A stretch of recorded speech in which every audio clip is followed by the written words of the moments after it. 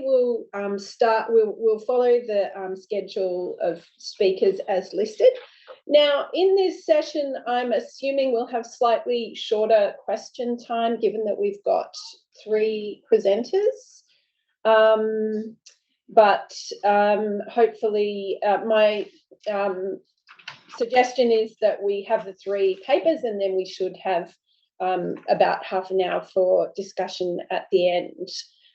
So I'll just introduce our 3 presenters and then hand over to Cullan Joyce, who's the first presenter. So Dr. Cullan Joyce is a theologian and philosopher by training. He teaches the history of ideas at the University of Divinity and Christian meditation and spirituality. He's a fellow at the University of Melbourne's Contemplative Studies Centre, and his connection with Indigenous thinkers and perspectives evolved out of his environmental activism. Professor Yin Paradies, who we've already heard from and will be presenting on Zoom, is a Wakaya man who is chair in race relations here at Deakin. He conducts research on the health, social and economic effects of racism, anti-racism theory, policy and practice, as well as Indigenous knowledges and decolonisation. Dr. Victoria Grieve-Williams, who's our third presenter, is Warramai from the mid-north coast of New South Wales, and she's a historian. She works in transdisciplinary ways to progress Indigenous critical theory. She's engaged with thinking about ways in which humanity can meet the challenges of the future. And Dr. Grieve-Williams will also be presenting on Zoom. So I'll hand over to Cullan. Hi, Cullan. We haven't met. And we'll have our questions all together at the end and discussion then. Right.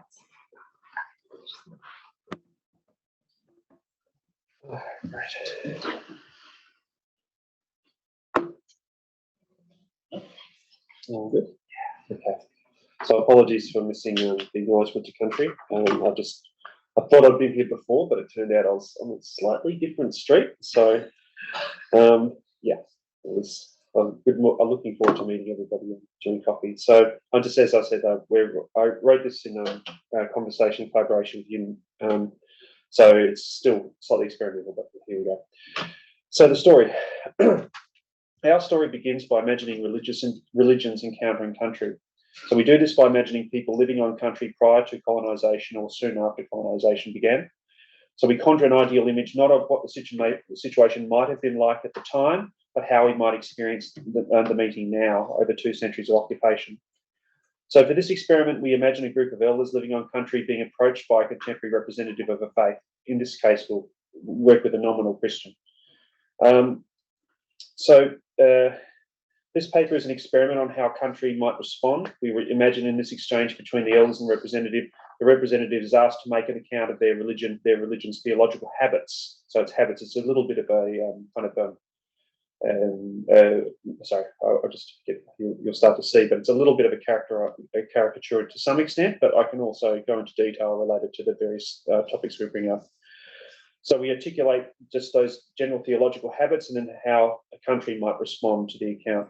So we are aware that placing the onus on the Christian to give an account of themselves implies that the Indigenous perspective is normative, as implied in the gesture of coming to country to be welcomed. Both country and the dialogue are conditions of this context. Differing perspectives are dialogical and can change as the conversation evolves. So the normative character of Indigenous perspectives is not taken as necessarily as absolute, so to speak. It's a dialogical process. So out of this imagined meeting, we have identified several points at which Indigenous perspectives will seek to contribute to Christian theological habits, but there are others, including elements of teleological versus cyclical time, and some elements of soteriology, which we have not explored yet, soteriology, salvation theory. So we introduced 3 critiques of tendencies in Western religious thinking, and broadly thinking around religious concepts, and 3 counterpoints that in non-technical terms provide an Indigenous perspective. So the first thing, we identify habits of Western theologies towards strong transcendence and abstract ideas of divinity. and discuss the Indigenous divinity of country through the idea of subsendence. Second, we argue that Western Christian perspectives on salvation have enshrined economic notions of debt versus wealth and potency versus weakness as expressions of the relationship to the divine. In contrast, we describe Indigenous approaches which argue for non-ownership as normative and a more dialogical, distributive and egalitarian approach to power. We finish the section by describing the relationship of divinity, which is to say country, to persons as one of mutual interdependence and vulnerability, in contrast to the transcendence and perfection of the Western standards. Third, we examine some Western paradigms of religious experience as often privileging the use of formal and doctrinal paradigms for testing experience. We acknowledge how recent trends in Christian spirituality and other places are becoming more concerned with dialogue and relationship to persons and to God. So our proposal is really that the experience of the divine be considered as a place-based experience and incarnate, and have a preference for reflection rather than kind of moving to a formal modes, which is to say an embodied practice of connecting to divinity as it expresses itself in country. So before we do the kind of the theological comparisons, we acknowledge the contribution of Indigenous perspectives to our current context of systemic and ecological crises. So this is just to say it's the obviousness of divine country and the call to active love specifically for care for country. So extractive colonial patriarchal capitalism is responsible for the ecological crises we're currently immersed in. In contrast, Indigenous perspectives place care of each other and care for country at the heart of life. This demonstrates that humankind has ways of relating, knowing, being and doing in the world other than destruction, coercion and exploitation. And these ways have been evident in our societies for 95% of our history as a species. Indigenous forms of life over the last 200,000 years invite a fundamental reconsideration of religious perspectives and presumptions across a range of contexts. Our intuition is that religious figures and systems must seek welcome to country. However, this gesture is not just about permission itself, which is predominantly a Eurocentric concept, which once given allows each religion to go about its business as usual. Being welcomed implies several things. Before the person can be welcomed, they must be trustworthy, meaning that they must be in right relation or kinship with country. The relational autonomy of Indigenous perspectives behooves religious systems to interrogate their intentions and motivations and to deeply consider if theological views or religious structures will lead to harm for country and its peoples. This is an ontological, epistemological and axiological shift which acknowledges country as consequential for religious thought and action in Australia, including theological and experiential approaches to spirituality.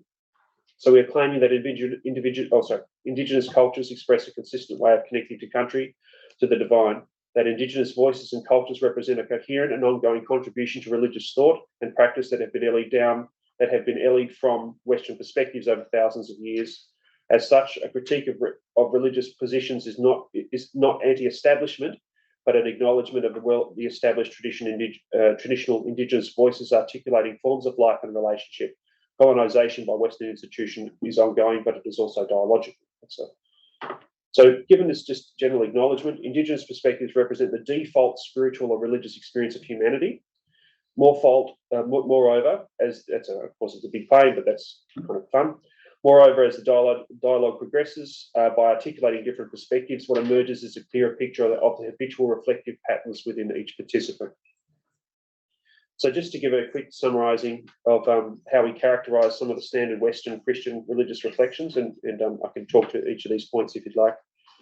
Acknowledging that there are some general, some substantial theological attempts in the last 100 years to kind of reverse a lot of these accounts, but the basic claim is that these types of theological principles remain heavily embedded with the ecclesial theological perspectives. So although there is substantial shift, it's really clear to some extent that there's a reluctance of Christian religions on a larger scale to acknowledge the full depth of relation to Indigenous perspectives.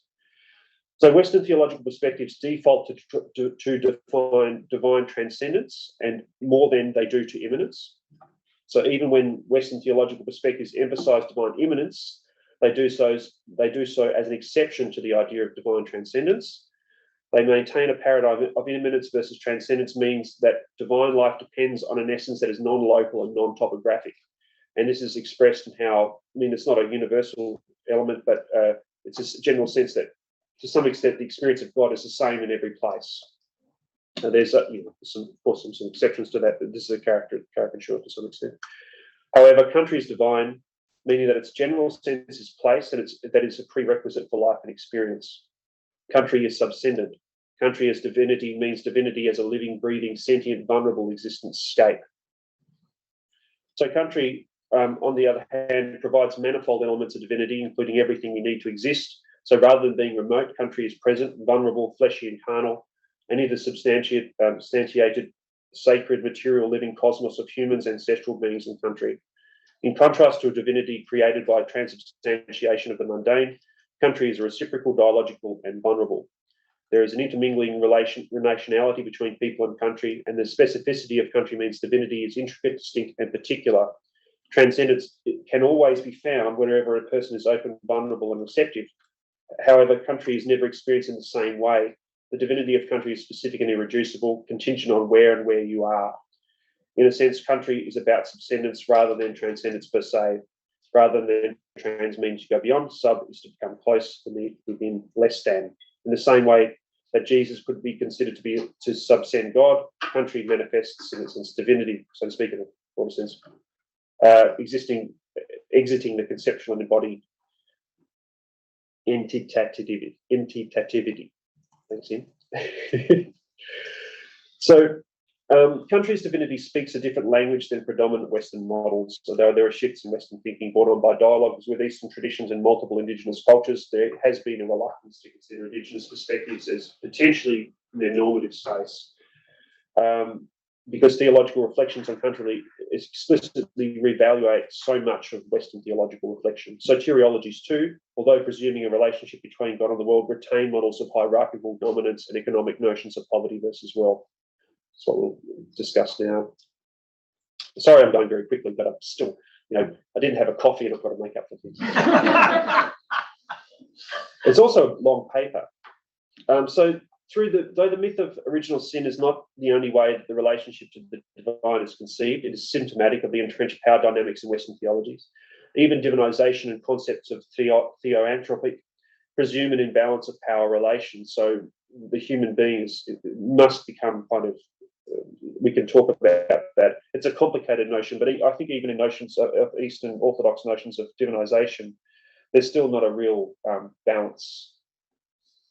Hence, Western soteriological theologies, they embed hierarchy and imbalance. Ironically, the predominant Western model of God, Jesus, was a figure of vulnerability and relationality. Country, divinity is the abundant provider. Humans are the beneficiaries of country while being invited to care for country. Therefore, the relationship of country to humans is one of mutual interdependence. The human and non-human are mutually vulnerable. Interdependence and vulnerability are an ongoing process rather than a specific historical or mythical event. So it's in a sense always been that kind of connection. Of course, going back to this idea of original sin, that's it's clearly exaggerated, and not every approach uses that model, but it has a kind of predominant mythical character. From an Indigenous perspective, non-ownership, polycentric anarchist organising, non-hierarchiality, and radical egalitarianism is the default approach to goods in society rather than the exception. A way to overcome wealth and depth tendencies is not to offer poverty or riches as a balance to wealth or poverty, but to examine approaches to non-ownership that operate coherently to undermine hierarchies of resource stratification. This is given an example through Indigenous Australian cultures. So we just want to quickly interrogate this idea of original sin and soteriologies of power versus weakness. So my basic claim here is that, look, even if the notions of original sin in Augustine and other figures may seem to take an exaggerated role, the effect is not so much that it's that almost every soteriology provides some kind of power dynamic imbalance that is highly problematic. Either there's wealth versus poverty, or some other source of power which requires divine grace in order to, or human humility in order to achieve that, or to come into that space. So by identifying deprivation with either an act of will or as an ontological deficit, there are some positions that have that, as having occurred within a particular historical moment. Christian theology argued for the universality of the fall as something that affects specific humans in a general sense of humanity as such, and B, identified these events as having a primordial historical character in the lives of particular humans and humankind. Even divinization theories identify a strong ontological difference between divinity and humanity. Even if there are models which do not have a fall, there is still a strong ontological difference, which is we would argue is problematic. So in practice, no orthodox perspectives allow this gap to be bridged completely, not even by divine grace. And I'll qualify that by saying my area of research is Maximus the Confessor, who is the major Eastern theologian of the early church. So these positions ignore the possibility of circumstances in which no fall and no original difference between human and divine life had occurred, or at least not until the temporary uneven arrival of colonialism. So in practice, almost every soteriology, barring anarchist Christians such as the Quakers, and I'm sure there's other examples, locked humanity into a cycle of dependence, arguing that it's not just a specific act is necessary to escape these circumstances, but that the act must be mediated in the notice of Jesus and adherence to an ecclesial hierarchy and to a specific non-intuitive notion of divinity. That's a big claim, but we'll talk about that later. Basically, the sense of divine transcendence instantiates this non-intuitive notion of God. This, in effect, denies the possibility that people who are not culturally formed by Western religious thought can be saved. And I know there's always been efforts to work that back, but it's still a very strong implied sense that, out of the church there is no salvation. I know that's been worked back, but even in the Word of God, there's some sense in which there must be some seed planted by a Christian perspective in order for it to the full thing to be happened, full salvation to be happening. From our perspective, humans are divine because country is divine, and we, humans, are responsible with country to protect and maintain living systems. So this stewardship is our divinity because it reflects how country lives and protects us. So dependence, respect, and relationship are practical and ontological processes, but as we discussed below, ontology or act-based hierarchies change when we talk about the mutual divinity of country and custodians. So just in the final couple of sections, we just want to talk a little bit about, I guess, the reciprocal relationship with country and the effect that has on a kind of spiritual notion. So this final section will talk much more in kind of what terms we might understand as being spiritual, which would kind of connect with other perspectives which are much more like mainstream about, well, what does it mean to be in relationship to country? We need to have a dialogical relationship. And we're just saying, well, that model is really probably the best one for the encounter with God. I know it's a big statement, but we can talk to that again. So country and people are interdependent, intermingling, co-emergent and vulnerable to and with one another. Country changes. Country is vulnerable in a distinctive way, but we are also vulnerable. So this pattern recognises some priority of country, but acknowledging the capacity for destruction that humanity possesses. Mutual vulnerability centres country as an active partner with the human, though country speaks with a different voice. So it's our intention to recontextualise the relationship of country and people as a dialogue of mutual vulnerability, and one as the basis for talking about the relationship between humans and divinity. So there is no strong transcendence in this. How am I going for time? 5 minutes? Have we got time for questions? Well, is Yin presenting separately, or you're presenting? Is he on now? Yes. Yeah, he's on now. He's on now. He's just looking in there, is it? There he is. There he is. Okay, so he'll take the questions. Yeah. We'll take questions together. Cool. So there is a need to shift the context of the experiential comprehension, understanding and decision-making towards country and its inhabitants, rather than seeing religious processes as only between people of faith and divinity, and to recenter country as an active agent or entity. Second, country is specific, which means that in dwelling in, caring for and dialoguing with country changes depending on where you are. So this is to say that the experience of the divinity is not non-local, it's always specific. So small group decision, dialogue and decision making is essential as much as ideologically important as it facilitates the specificity of dwelling in country. This approach, which privileges conversation over hierarchical authority, is among the core elements of recent developments in Christian theology. We just say it's kind of needs to be more at the centre of it. So we feel this brings a far more place-specific and de-hierarchalised and less approach and less emphasis on formal approach to spirituality as an expression in relation to divinity. I've said a little bit about the becoming God. So what we might do is, I'll just say, along these lines, many mainline Christian approaches to spirituality and spiritual direction are really centering dialogical approaches to the experience of God, and it's becoming far less kind of instituted within an ecclesial framework. So it's much more as a model, as an approach. It's far more kind of amenable to the approach to country that we're suggesting. So one way of expressing the spirituality of country is to shift towards reflection in place. This is a shift away from defining religious experience as a dialogue with transcendence and towards religious experiences being a dialogue with country. It's also about trying to move models of spiritual experience away from teleological or 2 minutes? Yep. Teleological or kind of goal-centered approaches where we're looking for or trying to seek out a specific type of experience, even one of silence, and working toward more of a reflection model where you have an experience that's centered in place, it affects you in a certain way, and you reflect on how that has made you feel. And there are definitely models of that in the Christian paradigm. So I'll move through this a little bit. So through that discernment of experience, this constant relationship between country and humans and subjective experience brings out these moments of divinity and opportunity for kind of reflection on this. And this is not only brings about this kind of deeper connection to country, but it also starts to demarcate these places where there are specific types of sacredness and vulnerability that rest in particular spaces that require kind of, you would say something different, but I'd use Kantian language as like a categorical imperative to protect, but that's just me.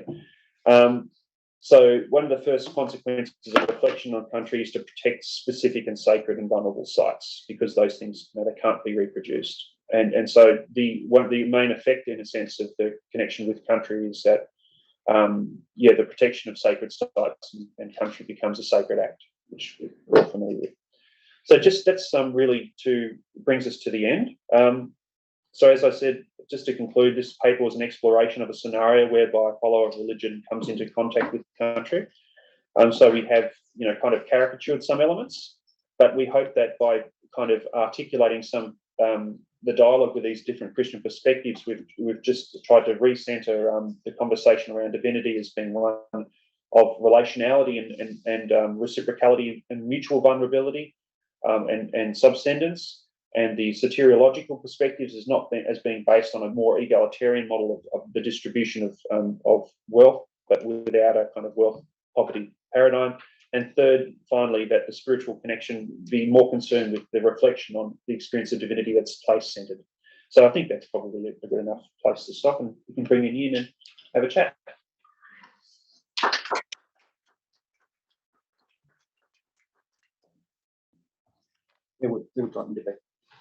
You stay here. So Yin's just suggested that we have a short time for questions directly after this paper. So what I thought was maybe we might have about 10 minutes for questions now, if Vicky is happy to wait while we have that conversation about this paper for 10 minutes. And then after Vicky's paper, we can have a 20 minutes for shared conversation. I think that will work. So perhaps if you want to stand here, and Yin's online. If you're on Zoom, I think you can put questions in the Zoom chat and they'll get passed on to me. Well, is there a microphone? Yeah, the mic's all right. Okay, all right. Well, yeah. Yeah, hi, thanks for this very interesting paper. So my question is about what you said, that humans are divine because country is divine. So my question is actually about the use of the term divine in this case, right? Because it seems that by using it, you can then go on to have the next claim, which is the relationship to country is the best model for the encounter with God. So, but I'm wondering, can you give why use the word divine in this as opposed to sacred, as opposed to an entirely different term, right? Because it seems a loaded term that in a way helps your argument, but I'm wondering whether that's the case. And to give an example of why it would be divine as opposed to another term, that would be great. Thank you. Ian, do you want me to go first, or do you want to do that? Where is he? Yes, he says you. Okay.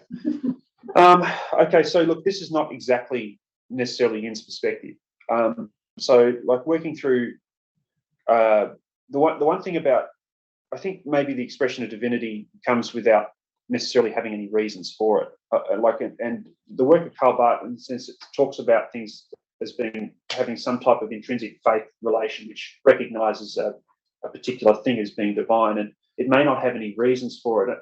So the reason I like that term is because I think there might be something about the basic religious claim that doesn't really depend, it doesn't kind of work as it's like, or you got it or you ain't. It's not. So what I'm really feeling is that the power of divinity is kind of representative of this thing which seems to self-substantiate and kind of bring with it the claim or the sense of what it is without it necessarily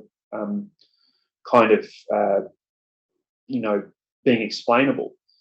So I think it's mainly using the power of the term as, and we had played with the idea of sacredness, but we found that the idea of sacredness sometimes had too soft a sense of it, that, oh, it's sacred or it's this, whereas the sense of divinity and what we will also want to talk about a little bit is that it comes with some type of kind of imperative that comes with the word that's important, we think, in times of trying to represent what the effect of the divinity of country has, is that it has a certain value that can't be changed, and kind of has a sense of like some kind of fundamental element.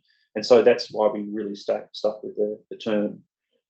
Maybe it's to play with the strong transcendence and things that come with the habits. But yeah, do you have any comments as well?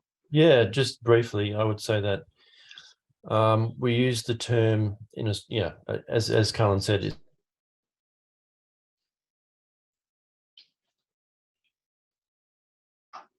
More and more. More into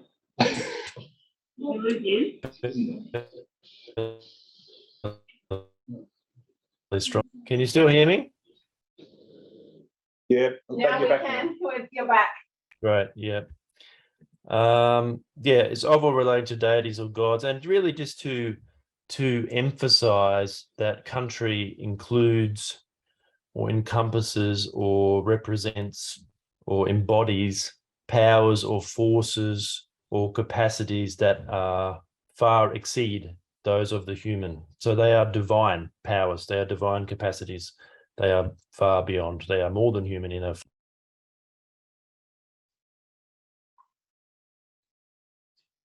Yeah, Anna.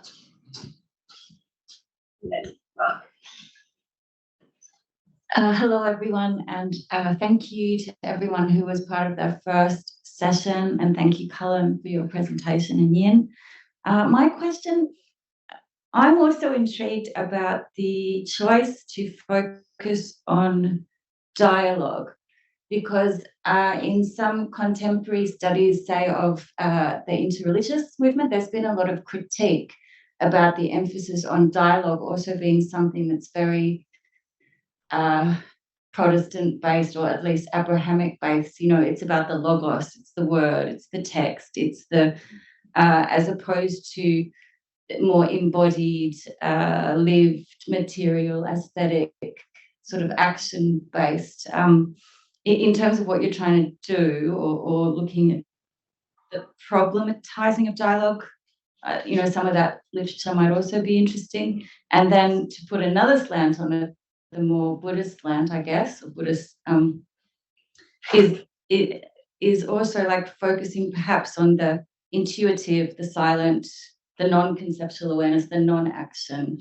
How does that fit with dialogue?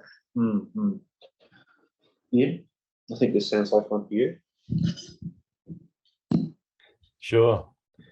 I guess what we're trying to do is emphasize the sentience of country, the aliveness, the agency, and that country speaks. And so dialogue is used because dialogue means to speak, not necessarily with words. So it does encompass that sense of the intuitive and the embodied, but it emphasizes a conversation between sentient beings. Yeah.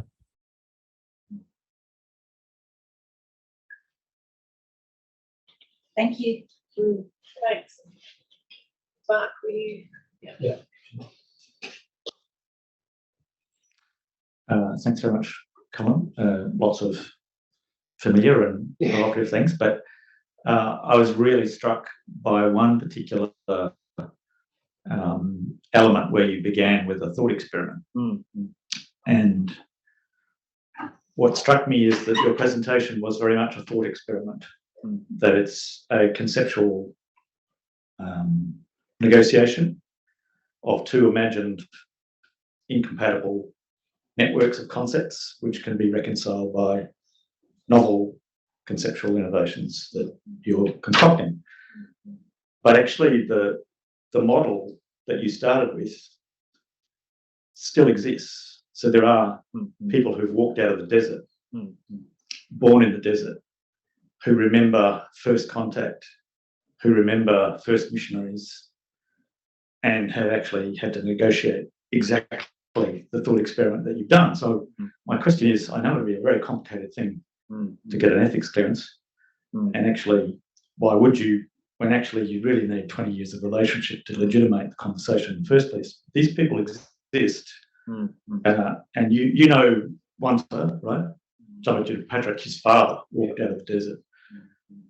So you're not too far removed from a genuine relationship whereby you could actually ask Jerry Jungler, what do you think of this word divine? What do you think of this word sacred? What do you think of this word conversation? And he would actually be able to speak from experience rather than clever white fella inventing conceptual mediations.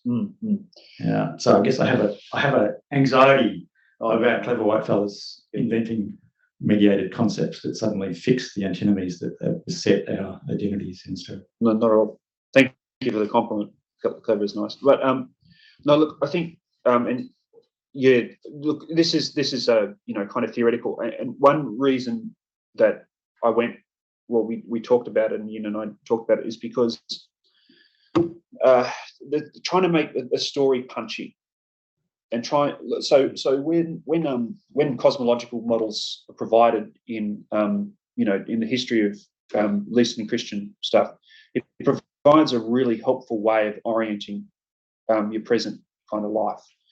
And I think one thing about the story being so theoretical is really to try to provide some sense in which the general context can be understood fairly quickly, and the possible change of orientation toward care for country could be grasped. Country is divine, and therefore care for country could be grasped. But no, absolutely, you're absolutely right. This is not a based on the conversation, and to do the conversation is a very distinctive, but it would be more appropriate in a lot of ways. I guess partly in pursuing this particular type of approach is to try to, it's almost like try to tell a story that people will understand, they could be understood. So I do, but I absolutely take your point, and I feel like in talking to Gary Devil and others, it's like there's a gap here in terms of my theological literacy around Indigenous theologies, which needs to be addressed. But this is helpful for me. It's just a helpful starting point, and it gave you and I a chance to talk through some of the theological elements, especially related to poverty and wealth. But yeah, I take your point. Can I just Do you say want to? Yep. that Cullan is a clever white fella. I am not a clever white fella, and I'm a Wakai man, and there's various levels and textures of Indigenous knowledges around this topic. I have some of those, so in some ways, it's unfounded. Yeah, sorry, should have acknowledged that more. Thank you. Any questions on Zoom? Yeah, there is a question on Zoom. John Taylor said, I really love the opening up of the concept of religion here. And without fussing over terminology, I wonder if any of the speakers have considered the growing popularity of Indigenous spiritual contexts in contemporary wellness literature, e.g. in the recent book, The Dreaming Path.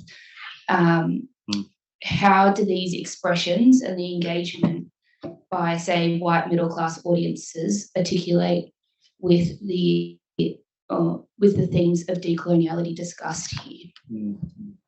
I'm just wondering if we could maybe hold that question over till after Vicky's paper, because I think that would be a great thing for her to respond to as well. So maybe we will then, thank you so much, Cullan and Yin, and we might include you in the conversation again later. But if Vicky, if you're here, it'd be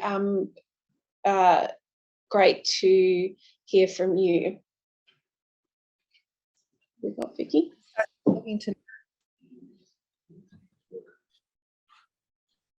Are you talking to me?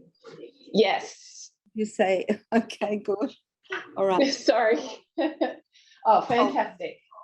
I'll hand over to you.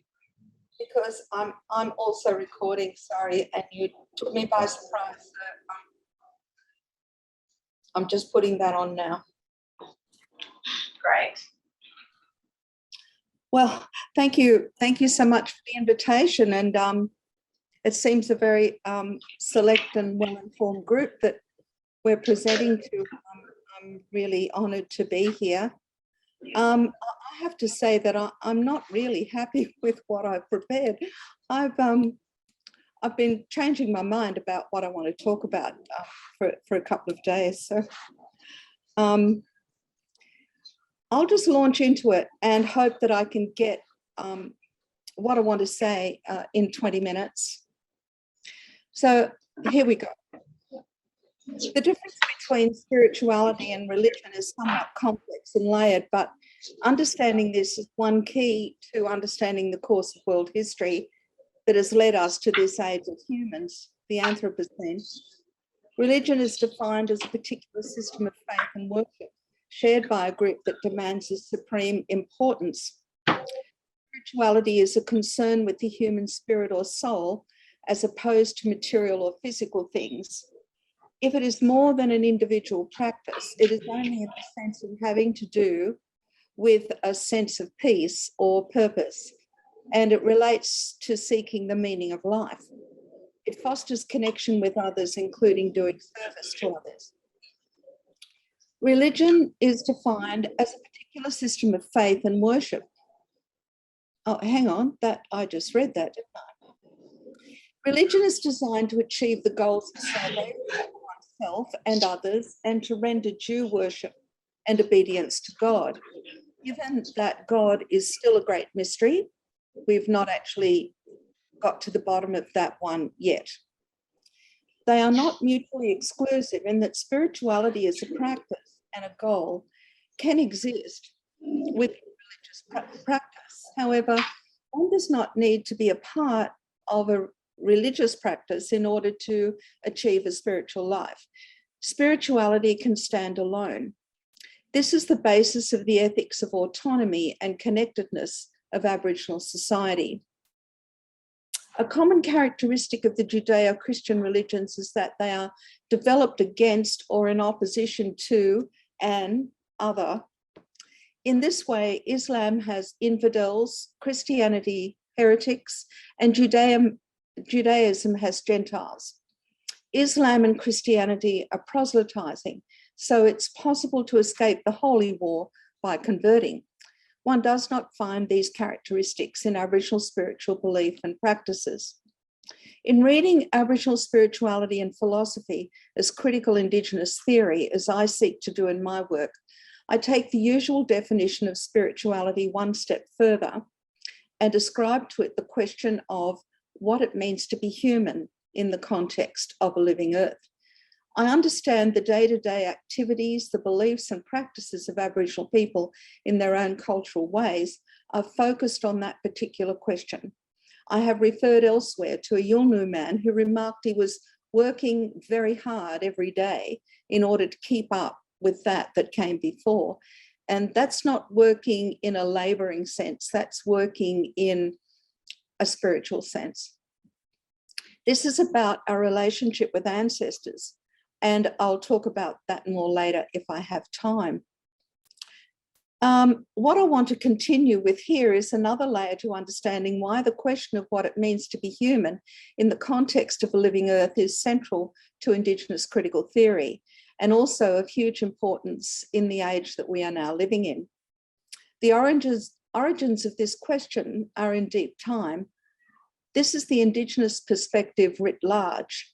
The advantage of Indigenous critical theory for this age is that it's about the big view, the view of eons, of the major divisions of geological time, and it is of the whole planet, no borders and no distinctions between humans. Originally, I went into some description of the Anthropocene and what we're facing. You all know that, I'm sure. That was a little bit unnecessary, so I'm moving right on. And saying we are facing a future where the material will be increasingly removed from human populations. The industrial age is dead, and we are now hospicing modernity.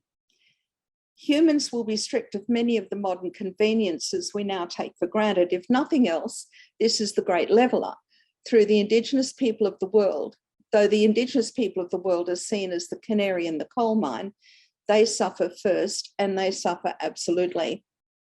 Returning to the deep time view, the huge increases of population in Europe was one of the push factors that sent people out to the global south to find new resources, the basis of colonization, racism, and slavery. The beginning of the Anthropocene also involves the beginning of war as a central human preoccupation, and the impacts of war have only increased. In fact, that's one of the things that's being laid down in the Earth's surfaces now is the detritus of war. We have a history of, Aboriginal people in Australia have a history of tremendous loss of life and populations as a result of this. Disease, starvation, vigilantism, state-based violence over more than 200 years. There's a huge continuing gap in the indicators of disadvantage between Aboriginal people and the general population, including earlier deaths, greater rates of infant mortality, lower incomes and employment rates, lower education achievement, higher incarceration, and absurdly high rates of child removal from families. I've argued elsewhere that Aboriginal people live in a state of exception, as theorised by Giorgio Agamben, to the settler colonial state. This means there are deep structural issues that prevent them from enjoying the rights of citizens, and they are caught in an exclusionary, violent state of being without which the democratic nation state could not exist. The Warlpiri people from the Tanami Desert west of Katherine in the Northern Territory, Australia, have a prophecy about extremely hard times, a very strong attack on culture and people that manifests like an almost irresistible force or wind. I was told this by one of only 3 fully initiated men, Wanta Jampi Jimpa Napangadi, also known as Stephen Patrick, who lives in Lajamanu, a small Warlpiri settlement. The prophecy includes that the people can survive this challenge, that they must hold on to their cultural ways and see it through. It is possible that this is what is now happening, that history has caught up with Aboriginal people in Australia, that they are having to withstand huge global forces that, if not genocidal in intent, are certainly so in effect.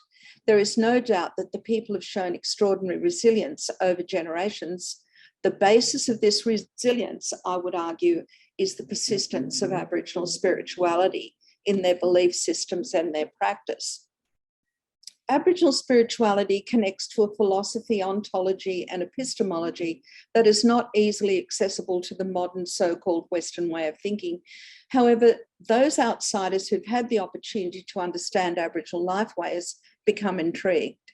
Aboriginal spirituality is extremely foreign to the Western materialist values that predominate in the world today, because it is predicated on a deep love of country, from that we've just been hearing about, from where all life comes, and gratitude and acceptance of that which has been provided. Aboriginal spirituality is more than complex. It's the product of an entirely different human consciousness to that of the West, such that at first glance it may seem to make no sense at all to Westerners. It has often been wrongly apprehended as very simple and childlike, and only suitable Dreamtime stories for children. In an attempt to cut through the consciousness differential in understanding a complex spirituality that is lived as a celebration of the sacred nature of life itself, in order to catch a rare glimpse of that other world, there is no manual and no shortcuts. Some people may be familiar with my book from 2009, Aboriginal Spirituality, Aboriginal Philosophy. It's a result of an extensive literature review, and is probably still the most comprehensive overview of this subject, and it might be why I was invited today, I'm not sure. However, I too am on a lifelong journey towards understanding my own humanity and my place in the natural order that is described in what follows. And now, 15 years later, there's so much more that has become apparent, and so much more that I may get a grasp of. An important part of understanding is the opportunity to live this culture. It is difficult to confine it to the pages of a book. It's impossible, in fact. Indigenous Australian spirituality has been described as embodying a reverence for life as it is. It does not promise a life after death, salvation, nirvana, or anything similar that is offered by other religions. Thus, life as it is, a mixture of good and bad, of suffering and joy, is celebrated as sacred. The focus is on the spiritual, that connection to the big picture of creation and connectedness that also includes the universe as observed through the night sky. The individual is not centered within this schema of the beauty and complexity of physical and spiritual connections to the natural world. Humans are just one part of this immense whole. Nonetheless, the remarkable resilience of Aboriginal people is partly explained by the legacy of a spirituality that demonstrates, quote, an enthusiasm for living, a readiness to celebrate life as it is, a will to survive, and to pass the baton of life to the next generation, unquote. The Kakadu man, Uncle Bill Niji, famously said, "This is a story about feeling. While feelings may be discounted in this materialist commodified world, they are the stuff of human well-being and resilience." Aboriginal spirituality values conservation in an age of resource extraction. It is about gift giving rather than receiving in a society that rewards wealth accumulation. It's about the group over the individual in a popular culture that promotes what can often be seen as narcissistic individuality. And Aboriginal people value this knowledge above all else, constantly holding out a hand to offer this philosophy and its concomitant lifeways as a gift. And I've got a section here about the late, great David Muljarli and his wonderful quote about the gift of Aboriginal spirituality, but I'll let you find that. It's everywhere on the net and in my work at least. So, but this idea of giving the gift, that Aboriginal spirituality is for everyone, is the core. It's a core precept, if you like, of Aboriginal spirituality. And it demands of human beings that we support and sustain this relatedness in the natural world. The reward for this is well-being, a state of being in concert with all that is around you, of having fulfilled your responsibilities and enjoyed certain rights, of being in balance, of being straight or level, as expressed in Aboriginal English.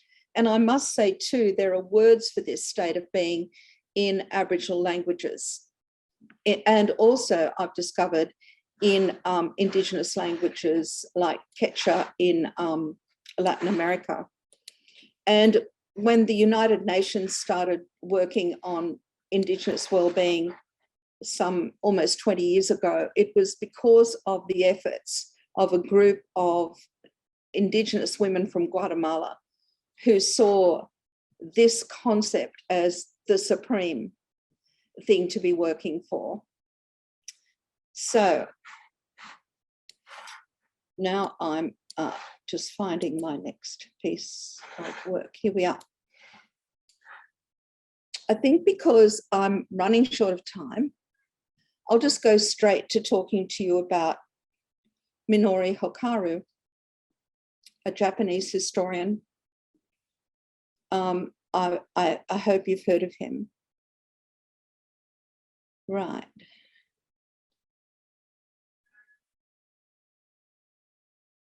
Okay. The late Minoru Hokaru, Japanese historian, spent time with Gurindji elders and recorded their conversations. His reports of these have helped me to grasp the meaning of the interconnectedness and relatedness of all things. Hokaru tells us that Jimmy Mangayari explained that a handful of soil is not dead, but alive, like a man. Thus, the earth can tell us the right way, and everything coming from the earth or place, as in totemic site, creates and maintains life.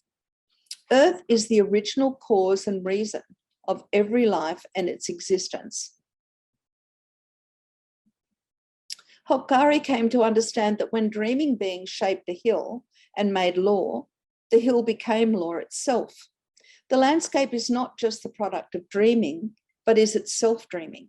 Dreaming did not just create the law. Dreaming is the law. Since dreaming itself is law, a place becomes the law as well. Further, Billy Bunter told Hokaru, our law is this hill, that river, so that nobody can change that law. Hokaru came to understand that law does not only come from earth, law also is the earth. Law is tangible, visible, and physical. Hokaru explains that he came to understand that earth, dreaming, and law are identical through incorporating the moral dimension, what Mangayari called the right way, what Aboriginal people in New South Wales call the Koori way. Koori way is the right way, right? This right way is a dreaming track on land as well as ethical behaviour, making morality spatial as well as behavioural. The earth, dreaming, and law are identical because all of these have the same essential quality, namely the right way or the morality of the world. Hokaru came to understand the meaning of morality in the Gurindji world as following the dreaming, law, or the right way in order to maintain the earth. Morality being an attitude to the world as well as the physical evidence of a maintained world. Attitude that maintains the world includes ritual practices, visiting country, communicating with country and ancestral beings, for example. And all of this is about maintaining a whole, W-H-O-L-E, that humans are a part of. People can exist because the world is alive and keeps its morality, and the world exists because people are alive and keep their morality. The world maintains you as you maintain the world, unquote. This is the basis of reciprocity in Aboriginal lifeways that extends out to encompass all living things. Hokaru found that Gurindji took notice of physical evidence of the world maintaining its morality, the physical geographic indicators of the dreaming. This is to take note and remember that, quote, visible memories of the world's creation are in place. He explains, in fact, such memories themselves are visible morality, because if these objects and landscapes are broken, the world loses its morality. The right way or law is moral in the same way the land is moral and the dreaming is moral. You may still ask, morality for what purpose? The answer is, however, now clear: for maintaining the living world, a part of what is the people themselves.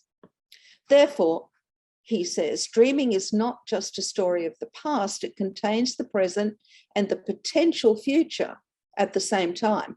It should be in any time.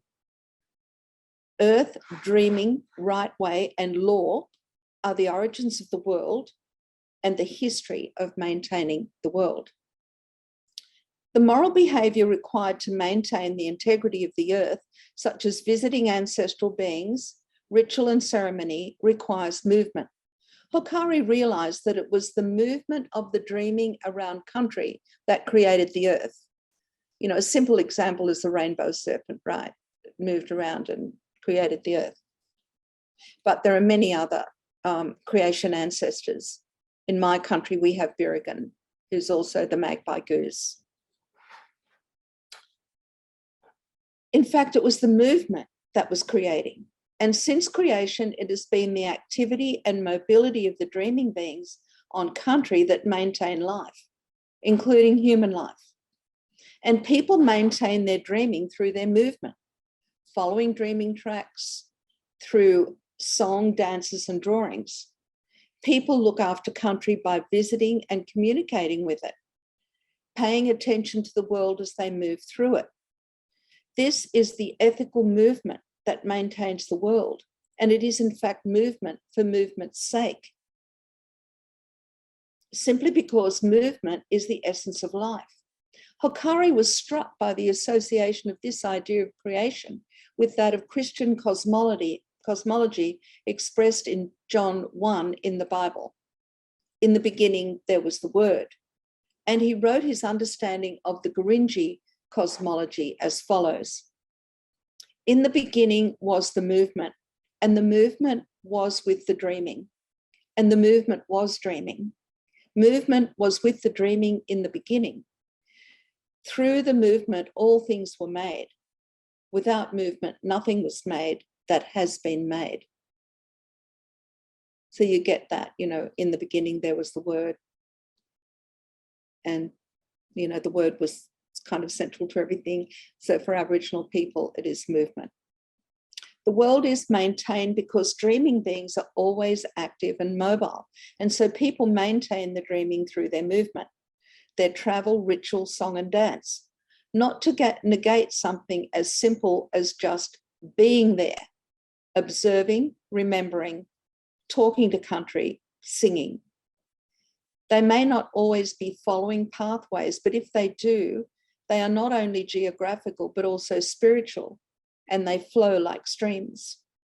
These are the continent-wide connections that Muljarli spoke of in his pattern thinking that I just didn't tell you about, and the gift highway, as explained by Stephen Wanta, Jumpy Jinpa, Patrick. I think I've got to finish up, haven't I? Yes? So I haven't written a conclusion. I just want to say that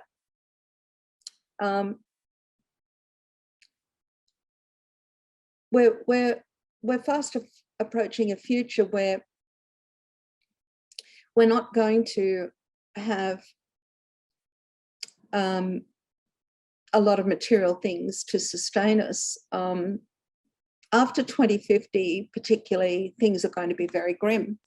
And increasingly, you know, we're talking about what we need to do to prepare our children for the future. And just quickly, I'd say that the best thing possible is to introduce the values and ethics of Aboriginal cultural ways of being that actually act to prevent conflicts and to mitigate conflicts when they do occur, and that also provide a deep connection to the environment around you with a very strong understanding of the meaning of life and what it means to be a human being. So the incorporation of movement, of ritual, dance, song, and so on, all that creativity is what we need to foster now. And I think an awful lot of that is actually happening, which is a beautiful thing. So thank you so much for letting me speak.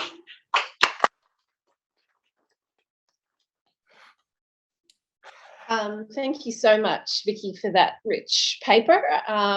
We have 13 minutes for questions. Perhaps there may be some specific questions that people would like to ask Vicky, and then we might, there may be questions that people would like to ask generally of the presenters, and I might wait for that Zoom question, to include that Zoom question.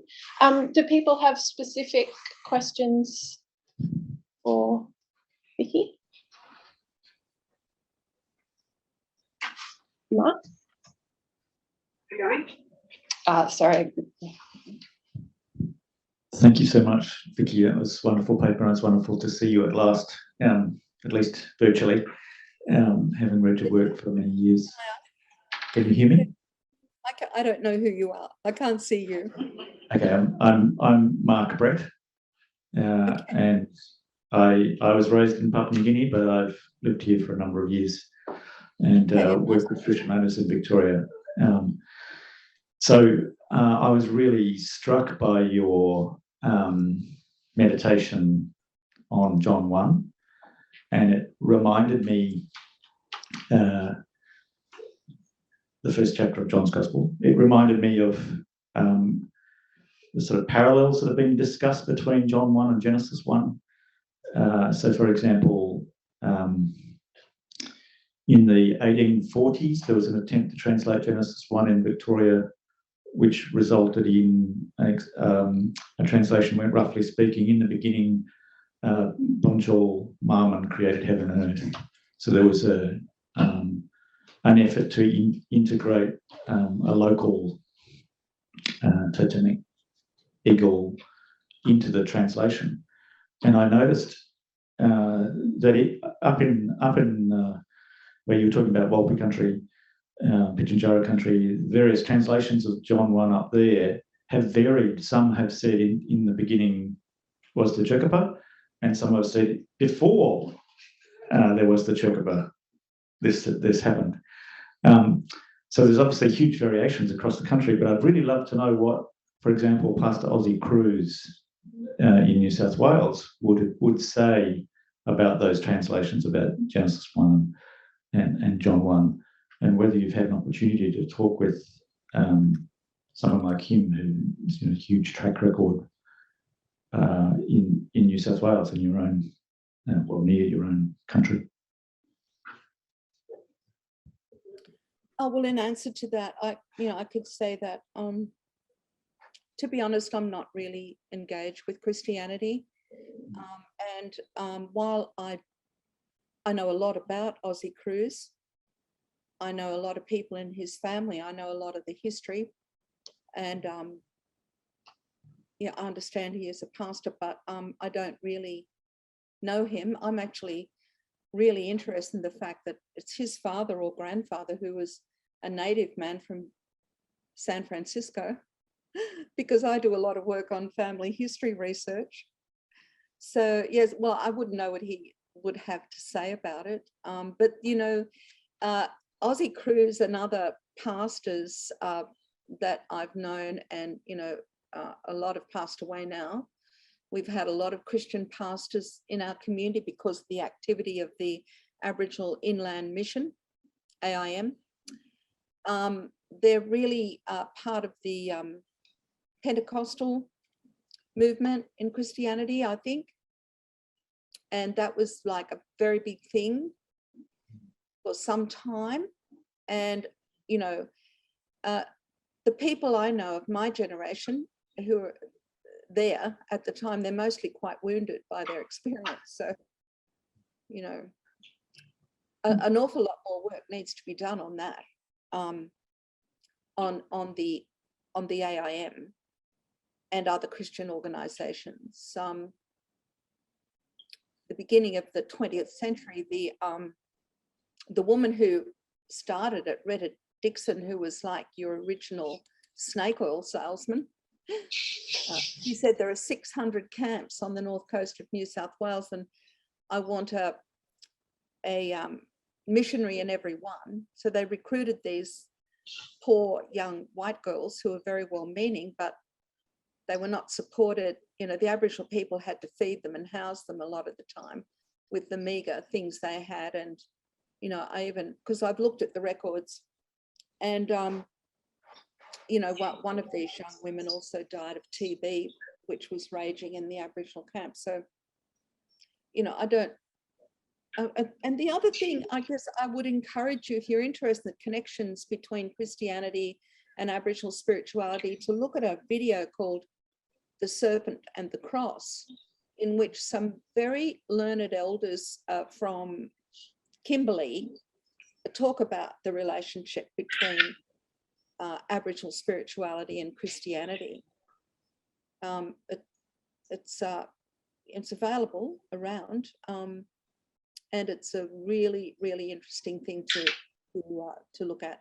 One of the men in that was from a community called Turkey Creek. The Gidja people call it Warman, and I was invited to visit there by a nun, Irish nun, who kept popping up in front of me at a women's health conference in the 90s. And essentially I did go there because my sons are connected to country very near there. And we had a wonderful time. His name was Hector. Hector, a very knowledgeable man who, his people were forced off the cattle stations into this very small like compound called a concentration camp. We're going crazy. And he said to the church, you can come and work with my people, but you don't force any of your religion on them, and you help them to practice their own.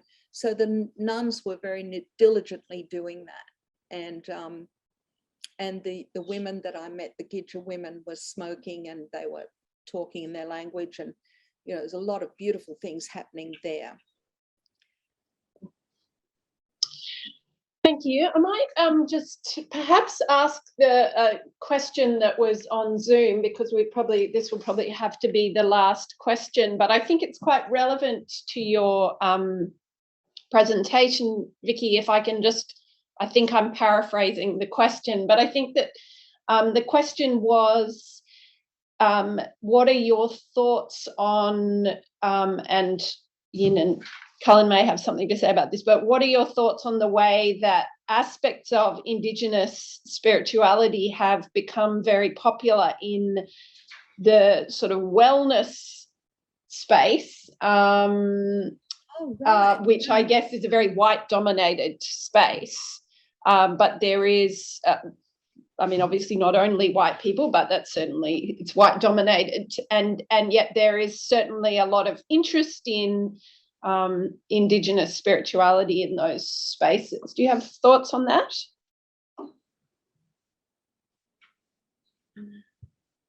I haven't read The Dreaming Path either. I think that might be the book who's written by a man who says he's Warramai, which is what I am, and nobody knows him. I have no idea. I have no idea. But you know, wellness literature. Well, of course, you're going to have more well-being if you follow a spiritual path. And I think Buddhism is very similar to Aboriginal spirituality in a lot of ways. I think you know, the Aboriginal concept of time, which I didn't get into, but it's fantastic.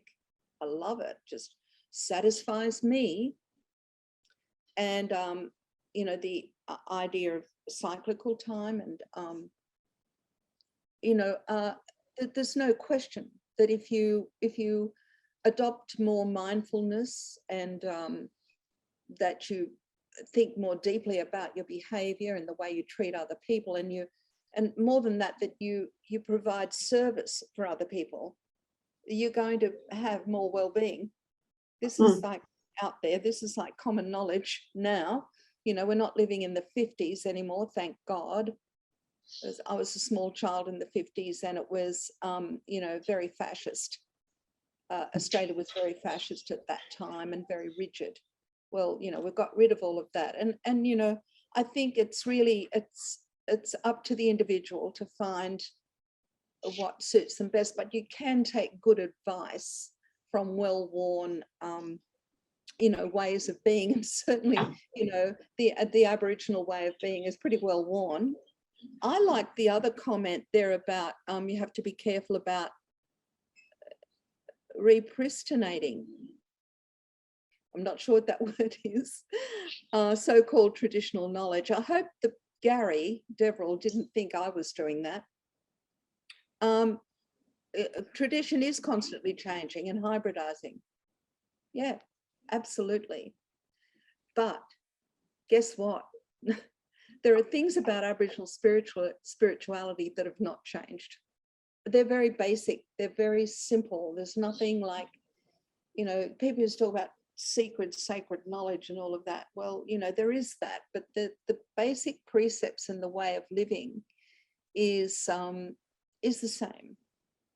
And, you know, I can recognize that in my family and my extended kin in New South Wales, like 4 hours from Sydney, as much as I can recognize it when I'm with my friend Wanta, you know, and other people in more remote parts of Australia. And he understands that too. I must say that Wanta's got a lot more knowledge even about things in my own culture than I do. We first met when I told a story about Birrigan, which I believe was marriage law, and he was in the audience, and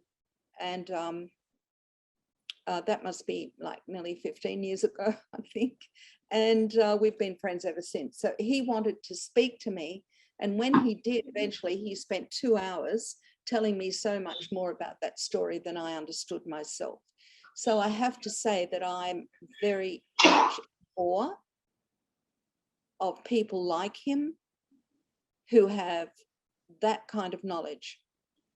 The Jilpi, I've had the opportunity to meet quite a few, and you know, they're not at all biased against me because I'm fair, I'm a yellow fella, or, you know, they're not, they recognize me as Aboriginal, that's no problem. And they welcome me, and they want to talk to me because they want to talk about the things I want to talk about. So, you know, it's a match made in heaven. Well, is there a heaven? That's enough. Thank you. We've hit 10:50, so we're going to have to stop. I think there were some comments on Zoom, and it would be great to hear from people who are linked in on Zoom. But I think our next session is probably going to pick up a lot of similar themes, and so perhaps if there are comments and questions, we can hold them over for that session. But thank you very much, Vicky, Yin and Cullan, for kicking us off with such a rich and thoughtful session. Thanks.